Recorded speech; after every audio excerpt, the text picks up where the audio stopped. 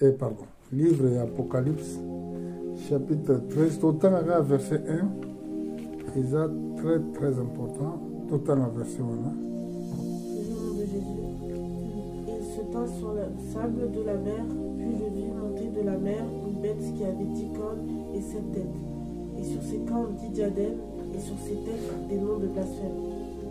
Amen. Amen. Tofanda, merci beaucoup.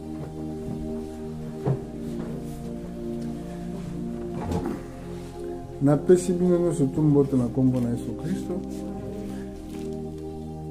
Nayebi nakasi napesi bino mbote na kombo na Yesu. Bozana esengo ya mbote na ngate? Très bien. Donc napesi pe baelandi bakolanda biso na mokili, ba frère na biso partout na monde. Napesi bino mbote na kombo na Yesu Kristo. Je suis l'homme de Dieu, Mvula Philippe. Totangi mukanda na Apocalypse chapitre 13, mais tolingi to titulé thème ya prédication na biso la bête. Tolingi to parler si la bête. Po batu mingi baye bakate bête elingi koloba nini. Na ebite bino soki boyebi yango. Po batu bayoka kaka marque de la bête. Sikoyo mpona koparle liboso mpona marque de la bête esengeli koyeba liboso bête mpo soki boyebi bête te moye boyeba mpe marque na ye eza te parce que marque eza modèle alors esengeli koyeba liboso bête afonctionnaka ndenge nini azali ndenge nini yango lelo thème na biso ya Mateya tolingi to parler sur les bêtes et Apocalypse. Mais avant de comprendre le bosso bête, il faut comprendre la façon dont oyo azali ko fonctionner. Dans le livre de Daniel, dans chapitre 7, dans verset 1 tina 7, tokotanga potomona nano bête wana a fonctionné en ndenge nini. Tout est dans le livre de Daniel, chapitre 7. La première année de Belchassar, roi de Babylone, Daniel eut un songe et des visions se présentèrent à son esprit pendant qu'ils étaient sur sa couche. Ensuite, il écrivit le songe et raconta les principales choses. Daniel commença et dit: Je regardais pendant ma vision nocturne, et voici les 4 vents des cieux firent irruption sur la grande mer. Et 4 grands animaux sortirent de la mer, différents l'un des autres. Le premier était semblable à un lion et avait des ailes d'aigle. Je regardais jusqu'au moment où ses ailes furent arrachées. Il fut enlevé de la terre et mis debout sur ses pieds comme un homme, et un cœur d'homme il lui fut donné. Et voici un second animal était semblable à un ours et se tenait sur un côté.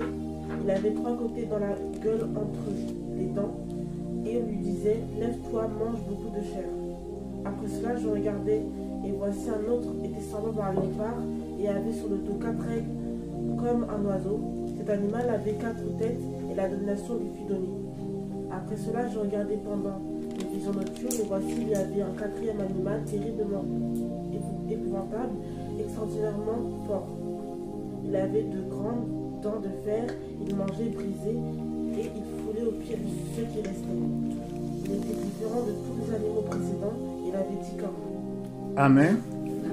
Bon, napesi ba verset oyo tobandi na Apocalypse tomoni tango Jean azokomona vision wana azoloba likambo ya bête. Tomoni Jean kaka te mutamonaki bête wana tomoni pe Daniel na tango na ye amonaki mais nalingi na expliquer nanu oyo Daniel amonaki. Daniel amonaki a bête moko te, Daniel amonaki bazalaki 4 bêtes. Donc 4 bêtes. Siko bête elingi koloba nini, be bête ezolakisa nini, bête elingi koloba nyama. Nyama nde bazobenga bête. Bon, sikoyo na message prophétique, bête azolakisa impuissance. Est-ce que vous l'avez malamu na point wana?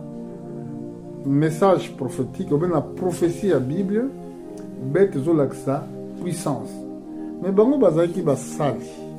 Bamoni basali na nzambe bamoni bete kobima na mokili bameki koexplike bacaractéristique ezalaki na babete wana toexplike nanu oyo Daniel amonaki. Donc bete elingi koloba impuissance ndenge tolobi, mais na ntango oyo ya biso mpe na ntango oyo elekaki eza kolakisa baempire 4 empire oyo Daniel amonaki oyo s'est passé déjà na mokili. Empire ya liboso oyo na vision ya Daniel ezolakisa biso empire ya Babylone. Bino botanga na classe esengeli boyeba bango empire wana eza koexiste na ntango wana bambula eza kokita ebandaki koexiste na 606 avant naissance ya Jésus-Christ ti na 538 empire wana esili. Empire wana ediraki presque 70 ans force ya empire wana. Empire wana esilaki sima empire mosusu ya kozwa pouvoir na époque ezalaki empire ya bamede na baperse, donc côté ya bahindu ya Inde tout ça. Empire wana ebandaki korenie na 538 ti na 330. eza empire moko mpe eresaki longtemps nayebi te na classe soki baprena bino dia biloko wana mpo bambula eza kokita. Après empire wana eyaki empire grec kaka bomonaka lelo. Après empire grec ebandaki korenie ezwaki temps empire oyo yango bomonaka bamythologie mingi oyo mythologie grecque. Donc ezalaki grand empire ebandaki na année 330 ti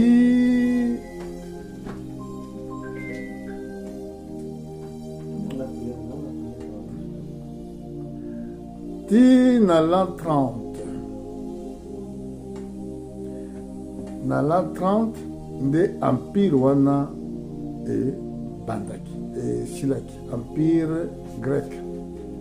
Siko a partir ya l'an 30 eyaki kobanda empire romain. Rome kaka tomona oyo ya Italie. Empire romain ebandaki na l'an 30 ti lelo tozaka na même empire. Est-ce que vous comprenez? Bon, empire romain eza empire moko fort yango lelo eza traduit na empire européen. Alors tokende nana koyeba secret ya baempire oyo, mais eloko ezoko intéressé biso toexplike lelo eza empire européenne oyo eza caché comme empire romain. Lelo orie tobenga yango empire romain mais tozobenga yango union européenne. Alors nakanisi lelo bocomprendre ntango bazoba namoni bete kobima na mokili azalaki na lolenge oyo azalaki na lolenge oyo na apocalypse ezoparle biso mpo na empire romain parce que les 3 autres empires ezala empire babylonais, empire ya bamede na baperse, empire grec eza baempire moko se ekweya deja existaka su te. Sikoyo empire ezokoexiste lelo eza empire romain. Mais empire oyo tolingi toyeba origine nango même na Ancien Testament. Na Ancien Testament baza kobenga yango Kittim. Alors eza peut-être kombo oyo bokoyoka yango nano te, peut-être se boyoka nayebi te, ngai naza na Bible. Tozomona Kittim oyo azali mwana ya Java. Java azali moko ya bana tika tokenda na origine na bango.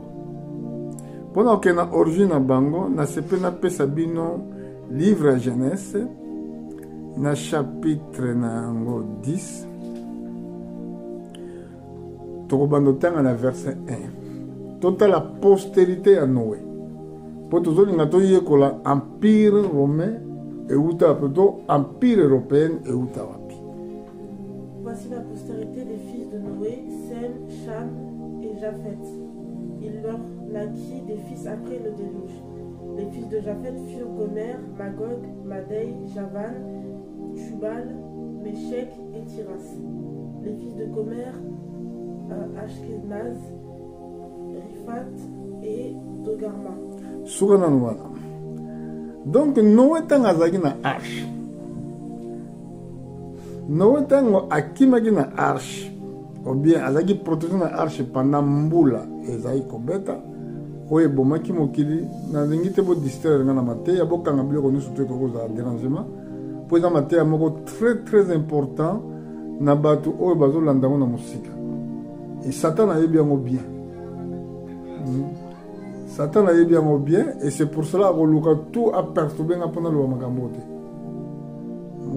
Pour ça, partout, il y a une église qui a donc, Noé, azalaki na arche, na bana misato, na mwasi na ye.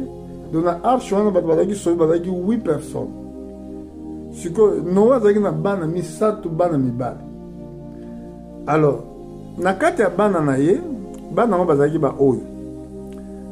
Balobi na verset 1, voici la postérité des fils de Noé. Moi na liboso kombo na ye ezalaki Sem. Ya mibale kombo na ye ezalaki Cham. Ya misato kombo na ye ezalaki Jefte. Oyo ezalaki bana ya Noé. Oyo bazalaki bakimba bas oyo bazalaki protégé na arche elongo na papa na bango tango nzambe adétruisaki mokili.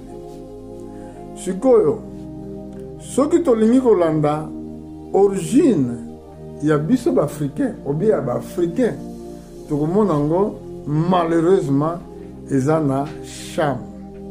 Cham azalaki mwana oyo amonaki bolumbu ya papa na ye. Petanga amoni bolumbu ya papa na ye abandi koseka. Yoka malamu. Yango mbala mosusu ba malédiction mosusu eza na ba pays. Ba problème mingi eza na ba mboka ebele peut-être eza na origine ya ba ancêtre na bango. Alors Shem oyo tango Noé asalaki masanga alangwe ye amonaki bolumbu ya papa na ye. Tango amoni bolumbu ya papa na ye nde abandi koseka. Mais awa tomoni Sem na Jefte bango nde moto bakendaki kofinika papa na ye, papa na bango bilamba, tandis que Cham aza koseka. Alors Bible elobi na biso ke Noé tango akozwa conscience koyeba ke oyo nini elekaki amodire mwana na yango. Bosala attention bino bana. Tango bozana ba parents, faut faire attention. Tango papa azoloba na yo, faut faire attention. Lelo soki tolandi origine ya Cham tokomona esika barabe babimi et peu ba pays africains ebimi. Amen. Bon, eza biloko moko soko sala étude mpona koyeba biloko. Bon, sikoyo lelo eloko ozo intéressé biso na enseignement oyo ezali nde origine ya empire romain. Alors Bible ezoloba na biso boye,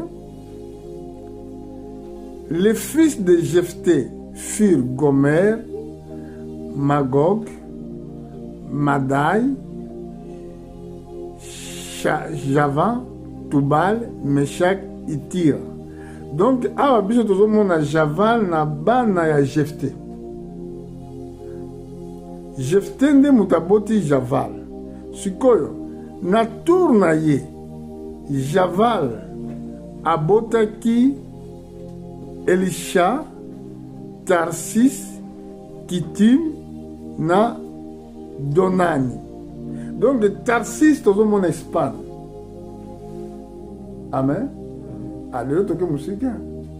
Lelo toke na école. Tozomona Espagne.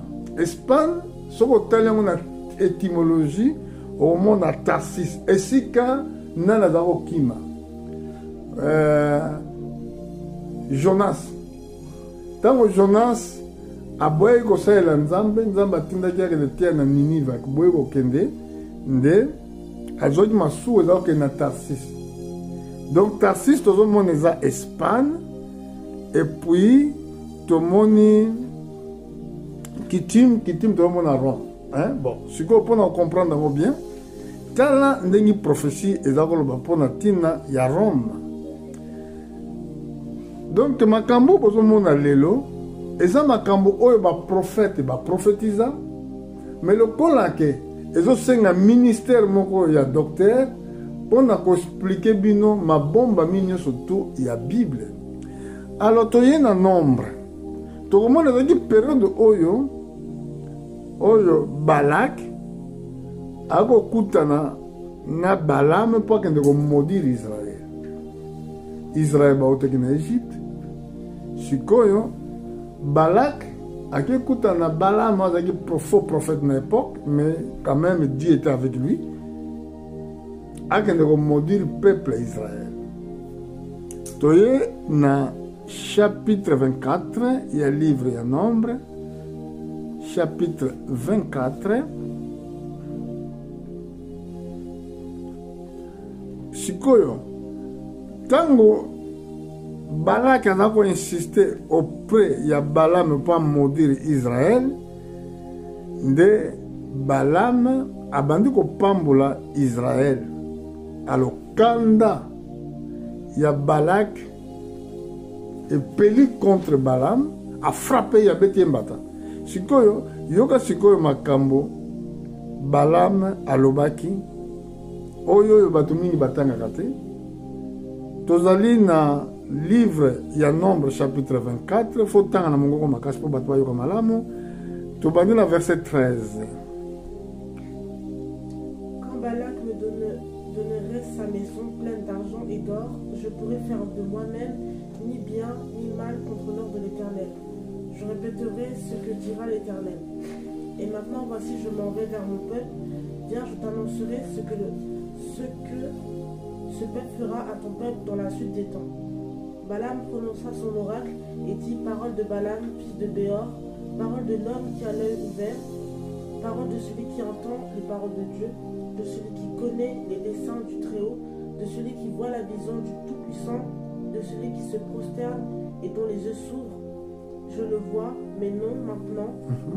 Je le contemple, mais non de près.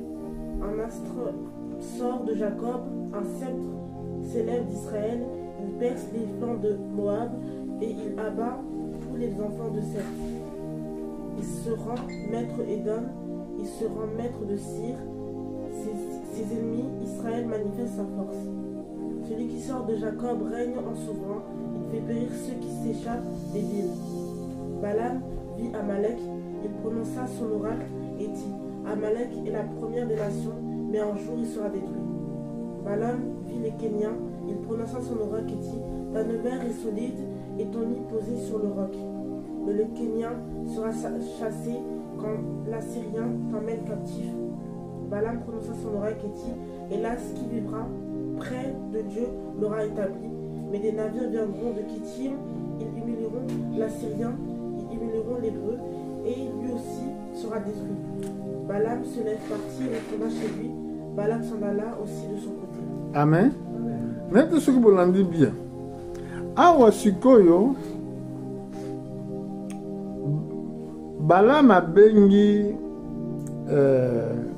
Balak abando koyebisa ye makambo oyoyo peuple Israël akosala na peuple na ye na suite ya ta donc na mikolo na suka abandi kotanga bamboka wana oyo Israël ko détruire pe salamaki ndenge wana kolandela prophétie na royaume ya David aimiliaki ba pays nyonso wana aimiliaki yango.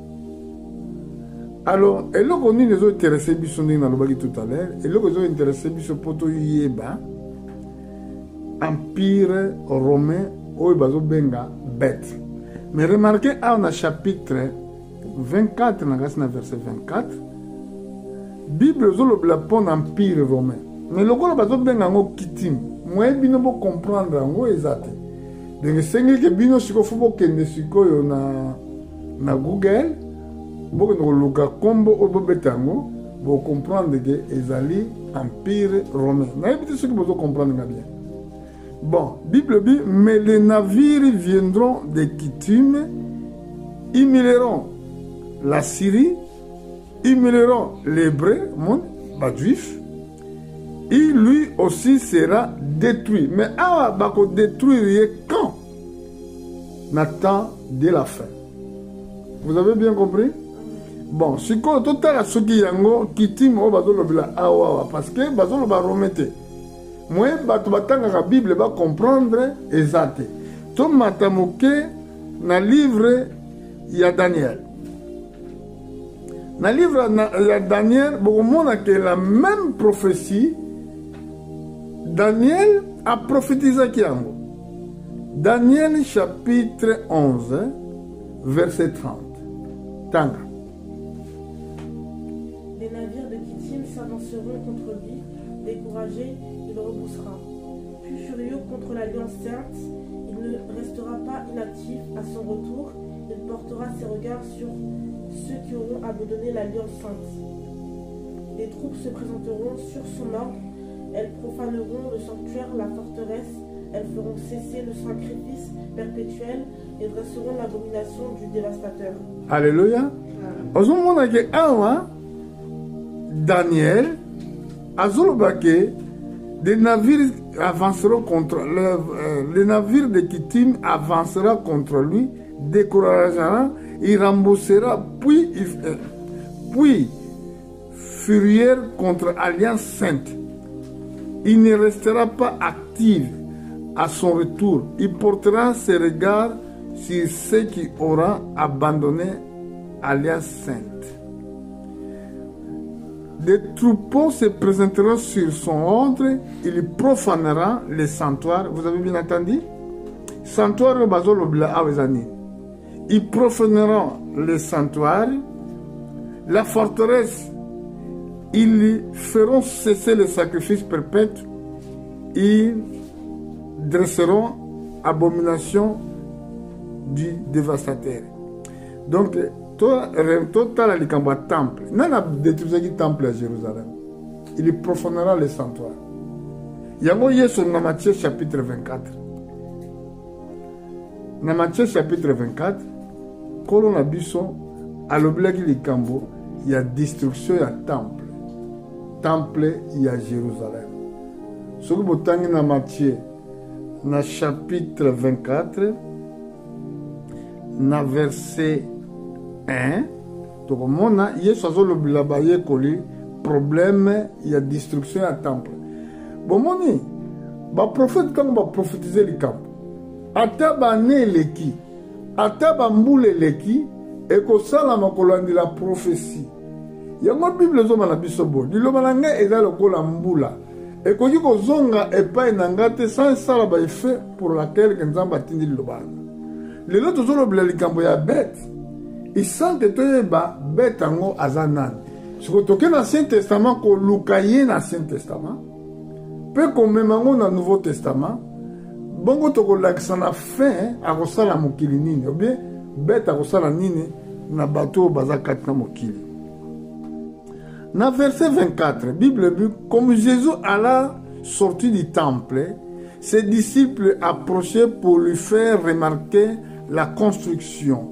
Mais il leur dit, voyez-vous tout cela? Je vous le dis en vérité, il ne restera pas ici pierre sur pierre ne soit renversé. Vous voyez? Donc, il y a destruction à temple. Et puis dans verset 3, à l'obi, il assise sur les montagnes des Oliviers et les disciples virent en particulier lui faire cette question, dis-nous, quand cela arrivera-t-il, quel sera le signe de ton avènement et de la fin du monde? Donc, Baramoko, disciple, à partir tant que soit touché que les combats destruction à temple babandi ko tout n'ending ni fait un monde kozala parce que monde koza fin bon ce que bon mati na verset 14 na kanisi zela natala yango bien pour bible zoko sauter na verset 14 zela na kanisi na verset 16 dans le verset 15. C'est pourquoi lorsque vous verrez l'abomination de la désolation dont a parlé le prophète Daniel, établi en lieu saint, que celui qui lit fasse attention. Est-ce que vous l'avez bien sur l'écriture? Donc Daniel a l'obligé qui va appeler la désolation, n'est abomination. A l'obligé qui a na livre Daniel, na chapitre 11, à partir du verset 30. Donc, bon, on a que Daniel a prophétisé pour une abomination. Mais non, il y a salaki abomination. Non, il y a détruit qui temple à Jérusalem. Et c'est là qui empire romain. Sur l'Ancien Testament, empire oyo, bazo bengango kitim. Là, c'est clair. Je ne sais pas si on a bien ma question pour vous répondre de la même façon. Est-ce que vous comprenez bien? Bon, si koyo empire oyo bazo benga empire européen, oyo bazo benga empire romain, l'Ancien Testament bazo benga ngo kitim. Donc est-ce que ezala mutu moko akoko sala pesquise ba benga na portugais na français kotala na dictionnaire ou bien na Google kitim c'est lingol bani rapidement. C'est un terme apparaît plusieurs fois dans certains manuscrits de la mer Morte et dans lequel il semblerait désigner les Romains. Amen. Et désigner nini? Les Romains. Ah, donc nous avons bien clair pour l'examiner que et si que nini empire européen et outil bazaba na Java aza mwana ya Jephthé et Jephthé aza mwana ya Noé. Amen. C'est clair. Mais Jephthé na Sem bazaki bana malamu baza bana moko oyo papa na bango amodiraki te. Mais Cham azaki mwana mabe parce que amonaki bulumbu ya papa na ye et que abandi koseka papa na ye.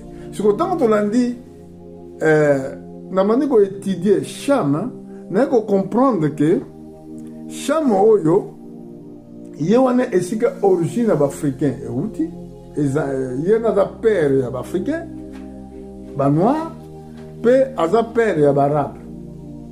Mais katikati na vie ya Cham moko ya bana na ye o babengi na komba Émeraude azaki grand puissant à l'époque. Donc l'ingolo bake ba africain ou bien origine ya Cham bana na ye moko yende mdabana ko za liboso puissant na monde. Alors voilà babiloko oyo eza très important koyeba ngo pona toyeba ko décortiquer Bible malam. Mais sikoyo to comprendre que coutume oyo bangonde ba détruire le temple, mais avant ba détruire le temple. Moutamona qui a dit Balaam. Le Balaam a été considéré comme un faux prophète, mais il avait prophétisé des choses, oyo et salami, oyo pe et kokisama jusqu'à aujourd'hui. Bon. Tokenam Luc chapitre 21. Luc chapitre 21, tout le monde a le sous-sous. Ndenge nini empire romain et détruisaki temple ya Jérusalem. Les enseignements temple à Jérusalem nazana Luc chapitre 21 to banatanga verset 20 tanglangai. Lorsque vous verrez Jérusalem envahie par des armées, sachez alors que sa désolation est proche. Alors que ceux qui seront en Judée fuient dans les montagnes, que ceux qui seront au milieu de Jérusalem en sortent, et que ceux qui seront dans les champs n'entrent pas dans la ville. Car ce seront des jours de vengeance pour l'accomplissement de tout ce qui est écrit. Malheur aux femmes qui seront enceintes et à celles qui allaiteront en ces jours-là, car il y aura une grande détresse dans le pays et de la colère contre ce peuple. Ils tomberont sous le tranchant de l'épée, ils seront emmenés captifs parmi les nations, et Jérusalem sera foulée aux pieds par les nations jusqu'à ce que les temps des nations soient accomplis. Ah, bah, si biso que Jérusalem va foulé aux pieds jusqu'au temps des nations s'accomplit. Alors, frères et sœurs, boyo kanal malam. Tozolo brelikambo ya mar ya bête. Awa Jérusalem est détruit. Tant que Jérusalem est détruit, est dans l'an 70 après tant que Jésus a gagné l'icolo. Pour Jésus a gagné l'icolo dans l'an 33. Après dans l'an 70, Jérusalem est détruit. Monto a détruit la ville à Jérusalem comme on est empereur Titus. Alors pendant tant que Jérusalem est détruit, est peut tango na niveau évangile, na niveau spiritualité et que évangile est tourné vers les païens. De toute façon, pendant la période où Jérusalem est détruit, Israël est palpié dans le monde entier. Donc Israël est existé sous terre, Israël est existé kaka na barasi. Alors, bête automonaki, les quatrième bête, yende à cause de jusqu'au temps de la fin. Donc tant que tu as le livre Daniel, tout le monde que après quatrième bête wana nde et sikande royaume ya Nzambe ekobana. Ce qu'on a évana, ce qu'on peut retirer, matoi na bino permis na bino pour comprendre les prophéties. Alors, ce qu'on a dans le temps empire romain. Mais on n'a pas besoin d'un empire romain, parce que besoin d'un empire romain te, bazo bengango empire européen. Mais ce que tu as dans l'Apocalypse, c'est que tu bandera qui na verset na biso ya introduction pour peut-être que ne pas na chiter na matière. Tout le monde la Bible zo na biso boy. Nazali na livre de l'Apocalypse na chapitre na yango 13 Bible Bible. Puis je vis monter dans la mer une bête qui avait 10 cornes et 7 têtes, sur 7 cornes 10 diadèmes, sur 7 têtes des noms de blasphèmes. Ah, bah, c'est bête. Donc, bête, oyo, abimaki na mai. Mais ce qui est zongi na Daniel. Zonga na Daniel, tangilanga verset chapitre 7, na verset 7. Tanga sousmana. Après cela, je regardais pendant mes visions nocturnes, et voici, il y avait 4 animaux terribles et épouvantables. Chapitre 7, verset 7. Oui. Tanga verset 7. Daniel 7. Après cela, je regardais pendant mes visions nocturnes, et voici, il y avait 4 animaux terribles, épouvantables, extraordinairement forts. Il y avait de grandes dents de fer. Ils mangeaient, brisaient et foulaient aux pieds ce qui restait. Ils étaient différents de tous les animaux précédents. Il avait 10 cornes. Awa tomoni ndenge ba décrire le quatrième animal au azaki na 10 cornes. Et toujours 10 cornes ezolakisa biso 10 rois, 10 pays. Et na kati ya 10 pays wana tokomona yango eza ba pays oyo bautaki na bloc communiste. Ba pays nini bautaki na bloc communiste oyo bakotaki na Europe na 2004. nayebi te soki Google akoexplike biso bamboka wana oyo ekotaki na Union Européenne na 2004. Yango guerre bozomona na Ukraine, guerre ezoleka na continent européen, eza guerre moko ekogendre la 3e guerre mondiale. Parce que son bazoba ke bête tant bazolakisa biso ke ye mpe akozala détruire pendant la 3e guerre mondiale. Est-ce que vous me comprenez bien? Memi bino na prophétie na Ancien Testament pour na koya na Nouveau Testament pour na comprendre bien la prophétie ndenge nini Bible lobi. Ya liboso moto amonaki makambo oyo ezali Balaam. est-ce que bato basalaka attention na prophétie ya Balaam moto asala yango attention aza te toye komona Daniel aye kolobela makambo wana ozomona mais soki otali awa na Daniel chapitre 7 na Daniel chapitre 7 soki okiti na verset 8 baloba j'ai considéré les cornes et voici une autre petite corne sortie du milieu d'elle et 3 des premières cornes furent arrachées. Devant cette corne, et voici, il avait des yeux comme des yeux de l'homme, une bouche qui parlait avec arrogance.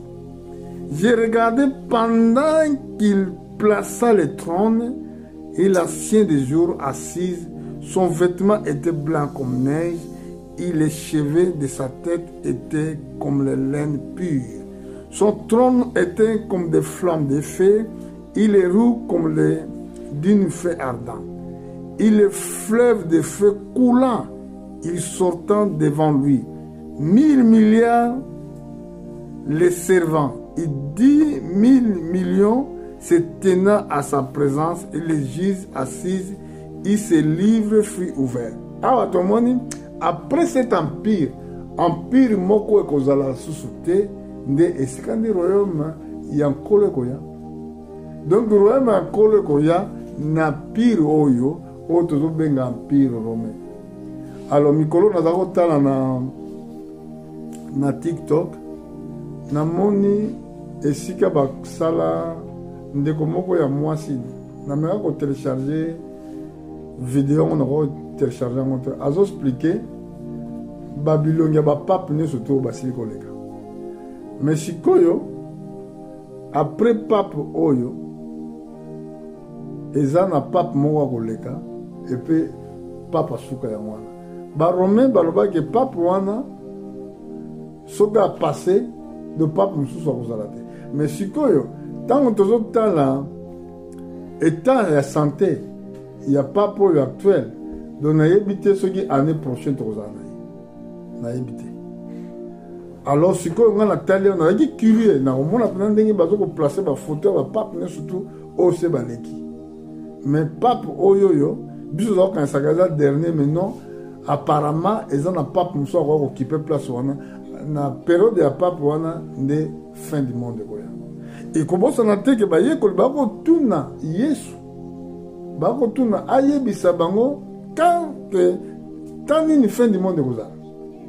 Alors sikoyo empire oyo tozo expliquer eza empire romain. Mais si on a prophétie bazo benga bango empire romain te et bomba mi na kombo ya coutume et puis et pas musu se bomba mi na kombo ya bête. Si ko bête wana azali na 10 maseke zomi to tangi hein. Na dans maseke zomi 10 tout oyo zo la biso 10 puissance oyo ba ko kota na kati ya Union européenne. Alors toujours mon lisusu na Nouveau Testament na livre Apocalypse bazo parler biso likambo 7 mitu nzokande na Daniel bazako parler biso likambo ya 7 mitu te na Daniel bazako balobika maseke zomi mais nzokande na Apocalypse bazo expliquer biso boy aza sikoyo na 7 mitu mitu ngo sikoyo euti wapi pona Daniel azaki na 7 mitu te. Donc na Daniel azaki na 7 mitute mais awa na Apocalypse chapitre 13 puis j'ai vu monter de la mer une bête qui avait 10 cornes et 7 têtes. Amen. Est-ce que vous avez mis tout les amis?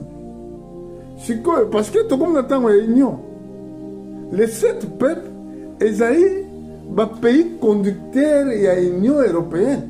Bon, et ça fait par hasard que le monde a au réunion à G7. Même dans le monde, G7. Sur le G7 et l'Incolbani. Vous savez que G7 est un pays industrialisé. Un pays puissant. On va rendre un empire très fort. Ezali 7 pays. O bazoko orienter monde o bazoko diriger monde o ba G7 wana soki bamei kosangana eloko nyonso bakodeside na mokili yango bakosala.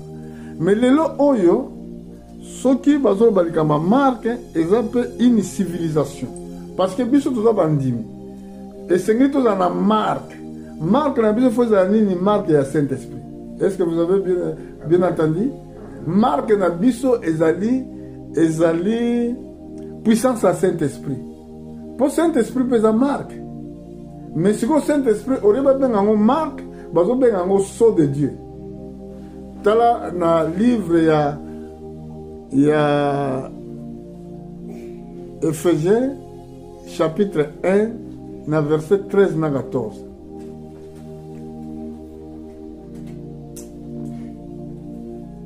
En lui, vous aussi, après avoir entendu la parole de vérité, l'évangile de votre salut, en lui vous avez cru et vous avez été scellés du Saint-Esprit qui avait été promis, lequel est un gage de notre héritage pour la rédemption de ce que Dieu s'est acquis à la louange de sa gloire. Donc, il te donne un sceau à Saint-Esprit. Apocalypse, chapitre 7, verset 1.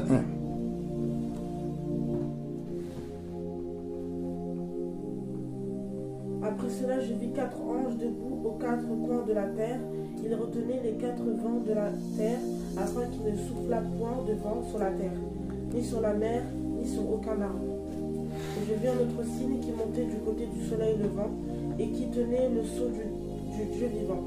Il cria d'une voix forte aux 4 anges à qui il avait été donné de faire du mal à la terre et à la mer. Et il dit: ne faites point de mal à la terre, ni à la mer, ni aux arbres, jusqu'à ce que nous ayons marqué du sceau le front des serviteurs de notre Dieu.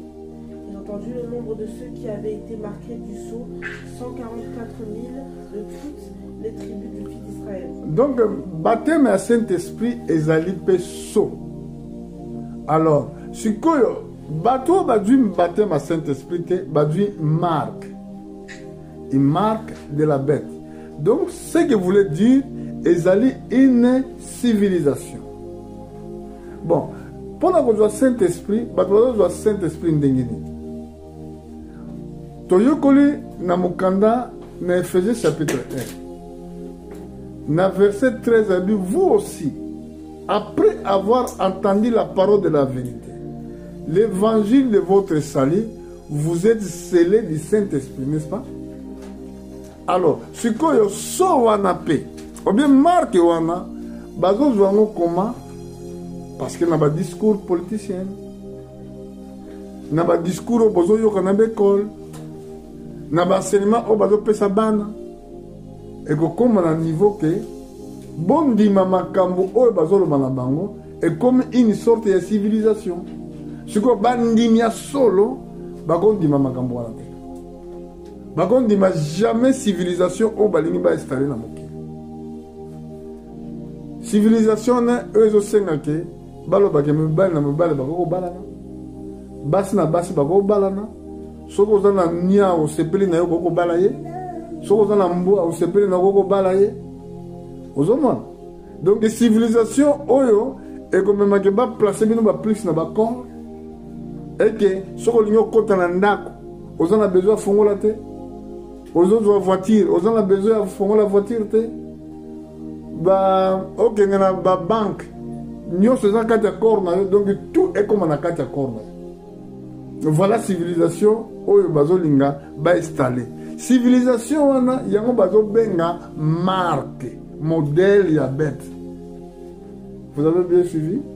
Donc marque ça veut dire modèle. Donc jamais boko lobila likamba marque de la bête, oye bate ndenge nini ye bête ngo fonctionnaka.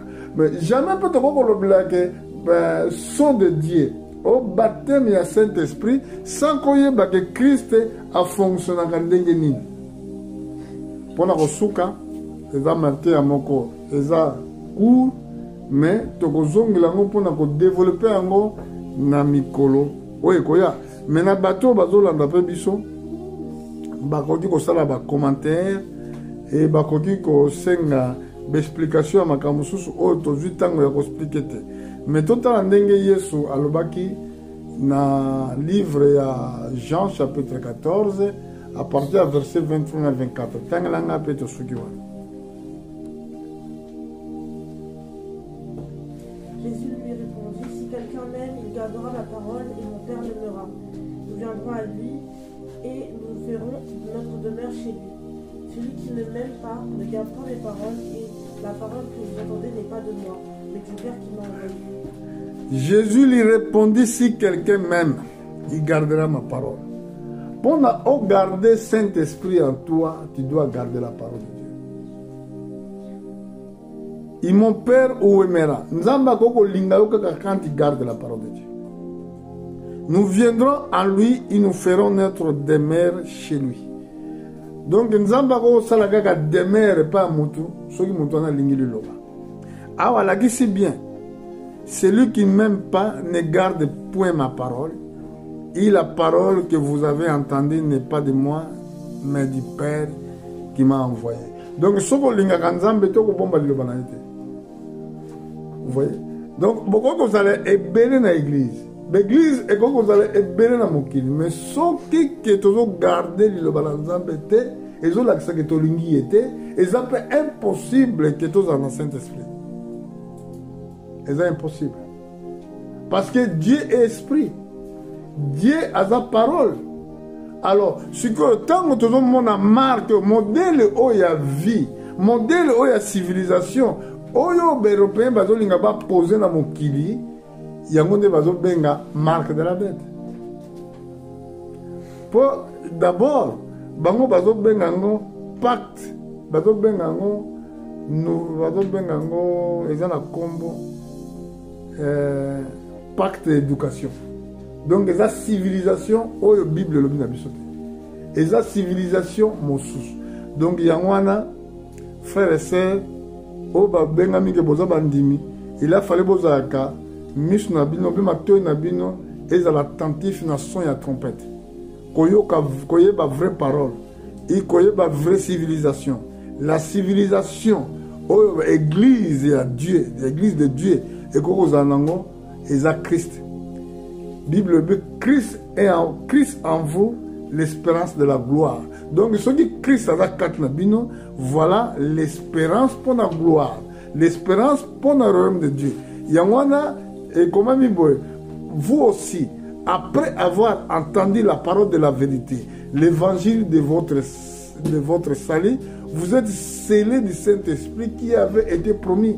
Yango ezali gage ya rédemption, vous voyez, Saint-Esprit ezali gage ya rédemption, oyo par laquelle que Dieu a célébré gloire na ye, na bato baza na Saint-Esprit, bangona que tant au royaume nzambe koya, Yesu a célébré gloire na ye na bato oyo. Donc mutu aza na Saint-Esprit te akokota na lola te.